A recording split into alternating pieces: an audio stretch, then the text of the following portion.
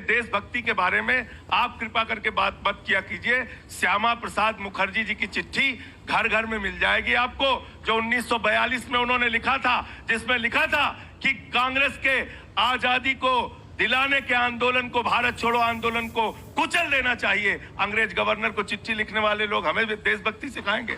आपसे हमें देशभक्ति सीखनी है। और दिल्ली में भारतीय जनता पार्टी बिना दूल्हे की बारात है और घोड़े पे चढ़ने के लिए कभी बिदोड़ी आगे बढ़ते हैं, परवेज वर्मा टांग खींच लेते हैं, परवेज वर्मा आगे बढ़ते हैं, बिदोड़ी टांग खींच लेते हैं। दूल्हे बेचारे आपस में लड़ रहे हैं, हमें घोड़ी पे चढ़ना है, हमें घोड़ी पे चढ़ना है। अरे दिल्ली की जनता ने आपको बाहर कर दिया है लड़ाई से।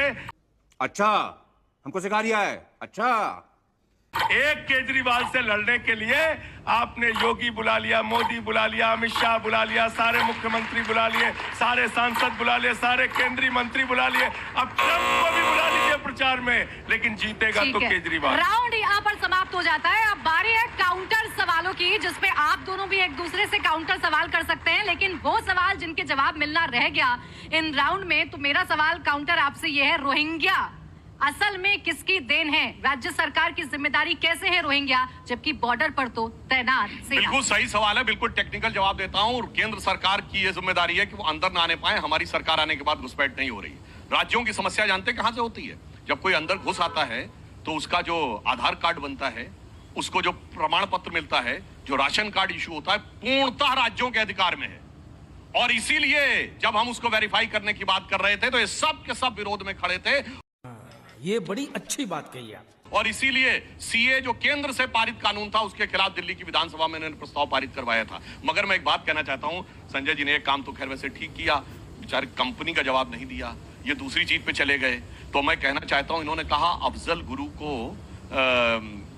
समर्थन, हाँ, मगर आपकी तो मुख्यमंत्री के माताजी पिताजी दोनों अफजल गुरु की क्षमा याचना में रिटर्न में लिखे हुए हैं, लिखित प्रमाण है आतिशी जी के माता पिता का, उसका जवाब दीजिए। और शायद यही कारण तो नहीं था संजय जी कि जब सीएम बनाना था तो मनीष सिसोदिया जी नहीं, गोपाल राय जी नहीं, सौरभ भारद्वाज जी नहीं, संजय सिंह जी नहीं, वही जिसने अफजल गुरु के खिलाफ में लिखा था, पक्ष में लिखा था, वही होना चाहिए। आप मजा आया कह रहे हैं घोड़े पे। जहां तक, अरे भैया आपने तो जब से पार्टी शुरू हुई ऐसी लत्ती मारी है सबको कि पहले प्रशांत भूषण, शांति भूषण, योगेंद्र वाजव, कुमार विश्वास, साजिया इल्मी और वो किरण बेदी, वहां से लेके अन्ना हजारे तक को किनारे कर दिया।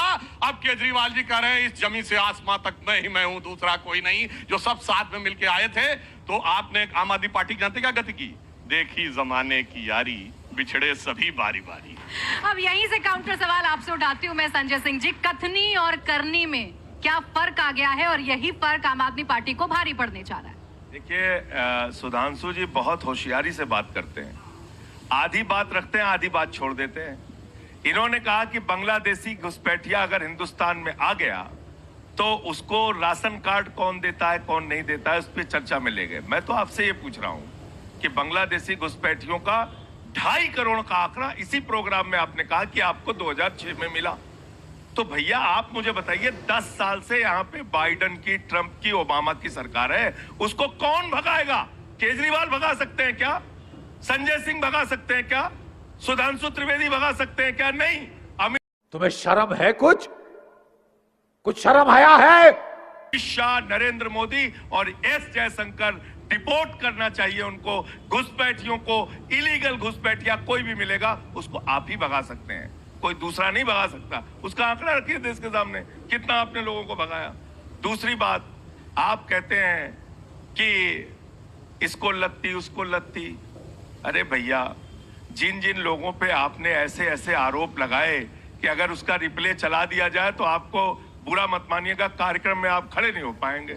70,000 करोड़ रुपए के घोटाले का आरोप लगाया आपने अजित पवार को, गले लगा लिया। आपने मुकुल राय, शुभेंदु अधिकारी पे नारदा शारदा स्कैम का आरोप लगाया, गले लगा लिया। आपने वाटर घोटाले का आरोप हेमंत विश्व शर्मा पे लगाया, गले लगा लिया।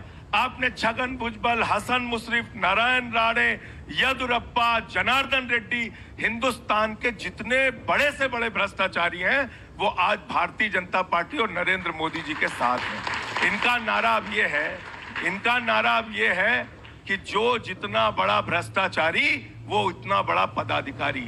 कथनी करनी के अंतर का बहुत अच्छा सवाल आपने पूछा, मैं उसका जवाब दे देता हूं। केजरीवाल जी ने कहा बिजली फ्री देंगे, दिया। पानी फ्री देंगे, दिया। बस की यात्रा फ्री कराएंगे, किया। बुजुर्गों की तीर्थ यात्रा कराएंगे फ्री, वो किया। दिल्ली के अंदर स्कूल फ्री, इलाज फ्री, मोहल्ला क्लिनिक की व्यवस्था, 6,800 किलोमीटर की सीवर पाइपलाइन, 4,000 किलोमीटर की वाटर पाइपलाइन, 10,000 किलोमीटर की नई सड़कें, 250 किलोमीटर मेट्रो, 10,000 अस्पतालों के बेड बनाए, 3 लाख सीसीटीवी कैमरे लगाए, 4 लाख स्ट्रीट लाइट दिल्ली के अंदर लगाई। सारे काम के नाम पे वोट मांगते हैं। एक बात। दूसरी बात, आपने कहा आपके वादे क्या है? 15 लाख देने का वादा, काला धन लाने का धोखा दिया। आपने कहा फसल का दाम 2 गुना कर देंगे, धोखा दिया। आपने हर चीज पे धोखा देने का काम किया, इसलिए आपकी पार्टी का नाम अब मैं फिर दोहरा रहा हूं, बड़का झूठा पार्टी हो गई। अच्छा ठीक, आप दोनों एक दूसरे से एक एक सवाल पूछ सकते हैं। आप पूछ सकते हैं।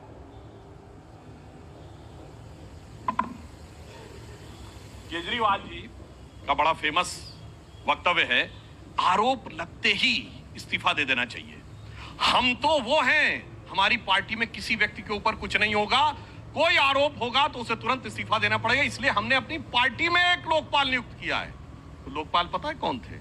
एडमिरल रामदास। टोपी भी उतार दी, जब से टोपी जनता को पहना दी, लोकपाल जी को भी फेंक दिया। और आपने जो कथनी करने की बात कही, सिर्फ 2 फैक्ट कोट करता हूं।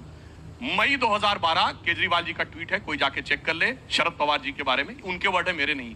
मुझे इस बात पे आश्चर्य होता है कि इनके जैसा बेईमान आदमी इतने बड़े पद पर कैसे, उनका शब्द है, मेरा नहीं है।